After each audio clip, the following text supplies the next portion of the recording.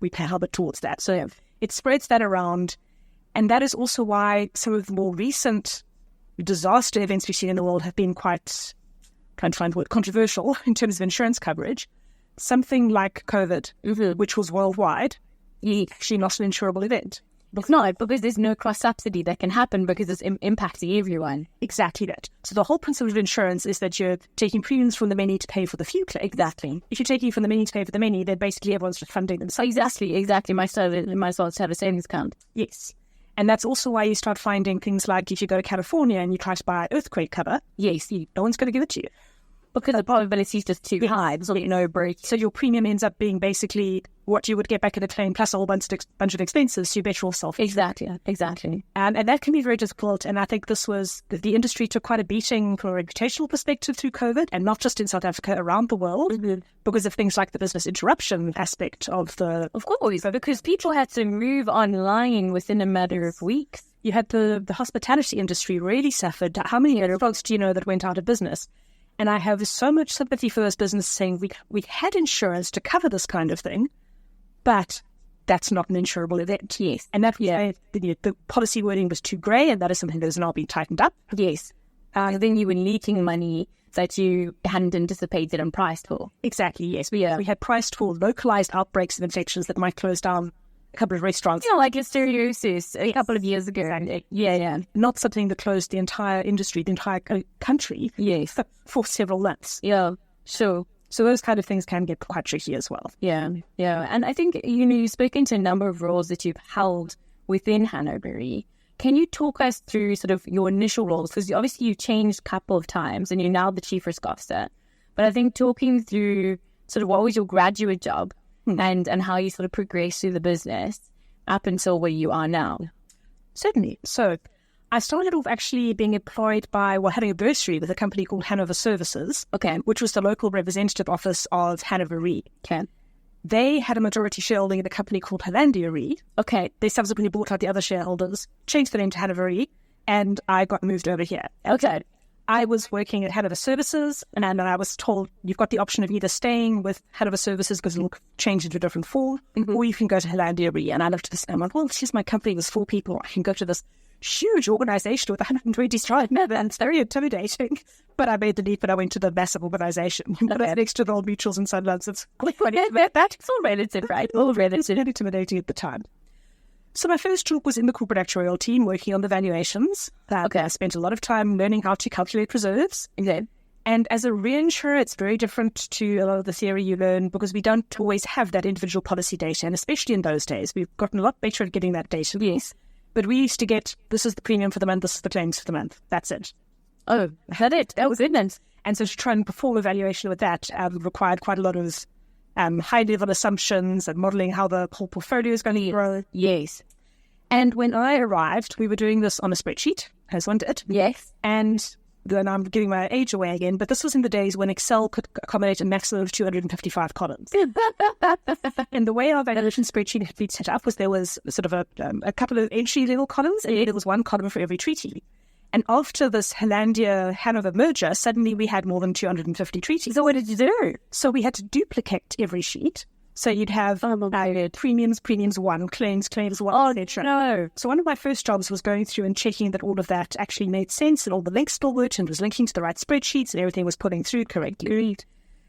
And if I can tell you a story about my first year end, so we had a December year end, we worked on a lot of very late nights. I'm sure. Because it always worked crazy. And one night I went to sleep and I dreamt that I got lost in the spreadsheet. That I was walking through all these cells and trying to get out to the right tab, and every time I'd climb out and collapse into the next tab, and I couldn't find my way out of the spreadsheet. So, no. I think that you definitely needed a break after that. So my first major project after that was building an access database. Okay. Did you stop dreaming about Excel? I did, because the database was structured and there was no limitation on the number of Wonderful. Oh my word. So that was actually great because that was the first really tangible thing that I could produce and say, look, this is mine. Yes. I put this together, a lot of advice, a lot of input, a lot of help. But it was my first really big project that I owned. And I had very supportive manager who made sure that it was known this is my project. I had to go and present it to people. I had to show. So I had to take the criticism about the things that didn't work. Really also fair. And then we kept it and we maintained it for a while. And eventually we got someone who was a bit more professional, a programmer, to take it out of VBA and put it into VB. And got you. One of the key things, though, that I found with that was that it was very important to have the auditability within that. So as soon as you start putting things into those kind of models and there's a whole bunch of code, it's very difficult for people to follow what's going on. Yes. So something we built in that we've kept in all subsequent versions of this software, and in its new and improved version, we're still using it today, 24 years later. There's a button where you can say, for this treaty, click this button, and in Excel, you'll get all the details of exactly how it calculates. It'll show you all the inputs, all the calculations. It's not a black box. Yes. And because we're all far more comfortable in Excel, yes, you can go back, you can trace that through. If there's a problem, you can go and work out exactly where it's coming in. I hear you. So that for me was something great that I learned very early on, is bring in that auditability, plan it early, so that you can always go back. Black boxes should never be completely black boxes. Yeah, and it's interesting that you say that, because in order to qualify as an actuary, there's a documentation exam. And the big emphasis of that documentation exam is not the model. It's actually saying, like, step by step, how did you go about it? And it's actually got a very high failure rate because the students prioritize the model as opposed to the documentation. And I think what you're saying now is so important, because the documentation, without the documentation, the model is actually limited in its usefulness because you're not sure the mechanism of what's actually happening. Yes. And then the other aspect of it, if you're thinking in terms of career ambitions, is if you're the only person who knows how it works and how to fix it when it's broken, you can never move on from that role. No, exactly. Because they need the model to work. And if the documentation isn't there for someone else to take it over, you can't get a new opportunity. You can't get promotion. You can't get a sideways. Well, also, you're stuck there. Exactly. Also, if you leave the company, they take it over from me. So, I'm just like the list manager. I'm like, good. I wouldn't want to be that higher. So that was that. And then from there, did you continue in that role for a couple of years? I did. And in fact, when my manager moved on to a new role within the organization, I ended up taking over that team. Okay. That was another interesting challenge, because suddenly you go from being one of the team to being the boss. And the dynamics around that can be quite challenging. Speak to that. The people who used to be your mates, they're still your mates, but you're also responsible for them, for their delivery. And it gets a little bit tricky. It's fine when everything's going well. Always. It's when things start to fall to pieces, and you have to sit down to someone who, 3 months ago you were sitting in the coffee moaning about the boss together. Yes. Now you are the one saying, you were supposed to deliver this, you didn't do it, what went wrong, how did we make sure it doesn't happen again? Yeah. So I think that was an interesting thing to navigate. But valuable skills? Very valuable skills. And we've also always been lucky that the organizational culture is a very open and transparent one. So we could have those conversations and people didn't take it personally, but it was hard, and I had to develop a little bit of a thicker skin. I'm sure also very good for me. Yeah, but I mean, initially quite difficult. Yes. Yeah. And I think it's something to be aware of when you start taking on more senior roles, is it does change the relationship dynamics. Yes, because you are also taking on more responsibility and accountability to those who are higher up, and therefore have to make sure that the people who are under you are not meeting their deliverables, etc. Right? Which is, I mean, it's a natural corporate structure, but it's very different when you come in at the bottom and when you start progressing. And something a lot of people struggle with, and I struggle with to this day, is the delegation and the letting go. Yes, I'm terrible at delegation. Something like this model that I built, I had to hand over to someone else. Okay, it's yours now. Well, did at least you weren't having dreams about the Excel system? Yes. I wasn't responsible for their sleepers yet. They were now having dreams about the Excel. But I think I like being in the details. I like seeing how the models work. And one of the hardest things about getting higher in the management structure of the company is I'm no longer actually working hands-on with Excel things. And when I get the opportunity to, I really enjoy diving into this. But I know it's not the most productive way to spend my time. Yeah. So that's another lesson to learn. But I still spoil myself with a spreadsheet now and then. Treat yourself a little Excel. Listening to your thing to say you're in self-care. That's hilarious. So after having headed up that team, where did you then move from there within the business? So what happened is that over time, that team had grown and taken on additional responsibilities. So there was a much bigger focus on risk management coming in. Okay.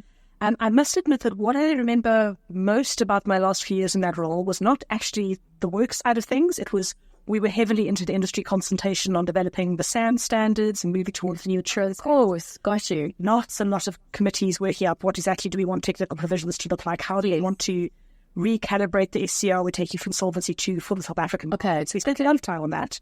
which gave me, I think, a much bigger picture view and much more of an insight into the risk management side of things. Yes. And so it happened to work out really well. That at that stage, Hannover decided that every local office needed to have a dedicated risk management function as opposed to it being someone's, an added string to their bow. Yes. And so I decided I was going to put my hand up. And it took quite a lot of consideration. And the biggest issue at that stage, and I will say this completely to his face, I've said it several times, was moving from reporting to an actuary to reporting to a lawyer. The first time in my career I was not reporting to an actuary. Okay. And that was a surprisingly big thing because suddenly you're talking to someone who doesn't necessarily speak the same language. Yes. So jargon words are not just immediately understood. Yes. Which is actually very good for you as an actuary because you have to learn to explain things in a non-jargony way. And that's been very useful in terms of moving into dealing with boards where you maybe have one or two actuaries, but a lot of other specialists. Exactly. Dealing with other public platforms where you're not necessarily dealing solely with an actuarial audience. But it was quite a big adjustment. But the role just fed into my growing interest in risk management, and it came at the right time. Because as much as I love the corporate actuarial life, there comes a point where quarterly valuation deadline after quarterly valuation deadline after quarterly valuation deadline, it starts to look its toll. Yes. And so you moved into the risk management sort of more dominant, it was more your dominant responsibility. But you also did the CIRA exam. I did. At what stage did you do that? Was that something that you had done prior in order to qualify? Or was that something you did once this management became a bigger emphasis for you? It's actually interesting because I'd looked at the CIRA and thought this looks interesting. Then this opportunity came up. So I moved into the risk role.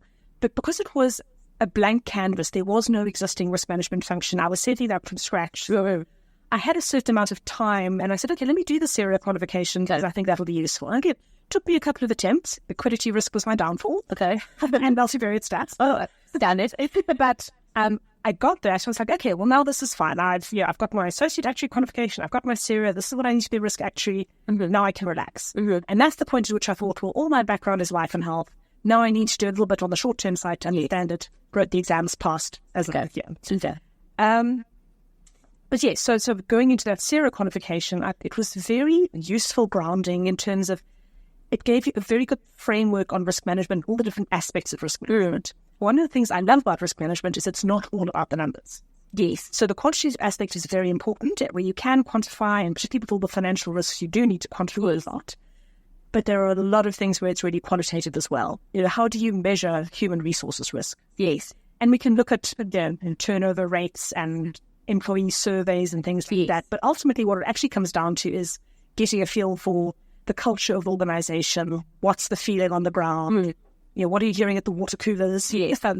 What's happening in the market? Is there a lot of turnover? Is there a lot of demand for those skills? Yes. I mean, IFRS 17, we were like hanging on to our actuaries. I'm sure. Because there was so much demand. And reinsurance actuaries see so much of the market. You get such a big cross-section. Of course. That they've actually become highly marketable in those situations. So yes, we were nailing them down just about. But that's what I really enjoyed was that mix of quantitative and qualitative. Yes. So the CIRA qualification, I would say, was very valuable and that it just should be in good state. I don't think it's essential. This is what I wanted to ask. Do you think that you would have struggled to perform your role had you not had that qualification?